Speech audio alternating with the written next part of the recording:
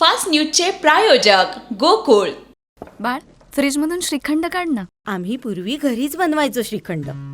त्याची चवच वेगळी होती. आता काय सगळं रेडीमेड.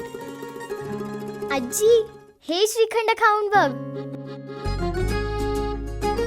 आज तुझ्या आईनं घरीच बनवलं की काय? हे आहे गोकुळचं श्रीखंड. अगदी जिभेवर रेंगाळणार. जिभेवरच नाही तर मनावरही रेंगाळणार. गोकुळ श्रीखंड, मनावर रेंगाळणार. शेजाऱ्यांबरोबर भांडण जीवन संपवण्यासाठी कारण ठरू शकत नाही. सर्वोच्च न्यायालयाचा महत्त्वपूर्ण निर्णय.